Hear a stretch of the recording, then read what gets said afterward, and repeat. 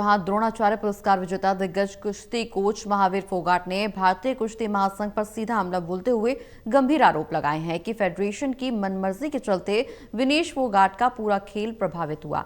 महावीर फोगाट ने पैतृक गांव बलाली में कहा कि कुश्ती संघ के लगातार मानसिक दबाव और विवादों के चलते ही विनेश का ओलंपिक का सफर बेहद कठिन और मानसिक रूप से प्रताड़ित करने वाला रहा है।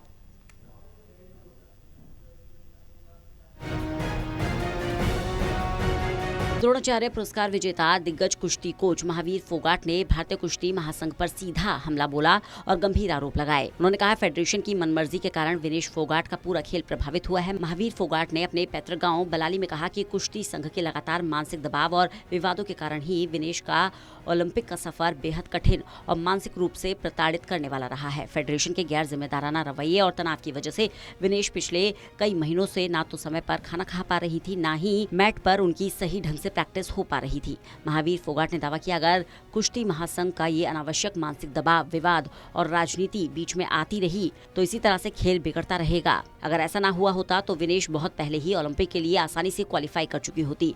विनेश फोगाट के आरोपों को उन्होंने पूरी तरह से सच ठहराते हुए सवाल खड़े किए। उन्होंने कहा कि खिलाड़ियों को सिर्फ चमचागिरी करने और पदाधिकारियों के आगे पीछे घूमने के लिए मजबूर किया जाता है।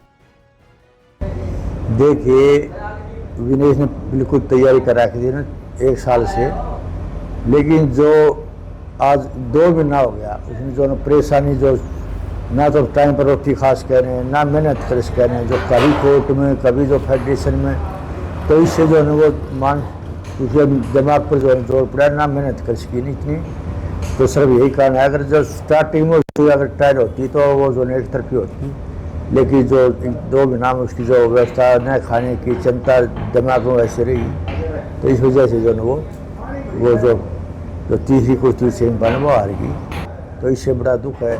सिर्फ दुख ये है जो अगर स्टार्टिंग में उसकी अगर जो फेडरेशन के ऊपर जो मानसिक प्रेशर ना डालती, जो अगर ना तुरंत वितर करती, तो आज ये विनेश में ये नौबत नहीं आती। महावीर फोगाट ने खेल प्रणालियों की पोल खोलते हुए कहा, जो स्वाभिमानी खिलाड़ी संघ के पदाधिकारियों के अनुसार नहीं चलते, उन्हें गहरा दर्द झेलना पड़ता है, मानसिक उत्पीड़न का सामना करना पड़ता है। विनेश की कड़ी मेहनत पर अटूट विश्वास जताते हुए उन्होंने दावा किया कि वे अब साल 2028 के लॉस एंजलिस ओलंपिक के लिए अपनी पूरी जान लगा देंगी और देश के लिए गोल्ड मेडल जीत कर ही दम लेंगी। ना तो विनेश तो इसको हराती, आज भी वो टारगेट है विनेश का भी है और हमारा भी सबका है, लेकिन मुझे पूरी आस उम्मीद है 2028 में जो है बिल्कुल आपकी बार जो है गोल्ड मेडल की पूरी आस उम्मीद है, जो पिछली बार भी थी, लेकिन किसी वजह से रहेगी तो वो भी प्रस्ताव है। खेल व्यवस्था को सुधारने के लिए उन्होंने भारत सरकार से नीति बनाने की मांग की है। कहा कि कुश्ती, बॉक्सिंग और रेस जैसे व्यक्तिगत खेलों में भी संघ की तानाशाही को रोकने के लिए केंद्र कड़े और बड़े कदम उठाए। उन्होंने सुझाव दिया कि सभी खेल महासंघों का पूर्ण नियंत्रण सीधे खेल मंत्रालय के पास होना चाहिए, ताकि भविष्य में रेफरी सिस्टम सुधरे और चयन पूरी तरह से निष्पक्ष हो। चरखी दादरी से प्रदीप साहू की रिपोर्ट।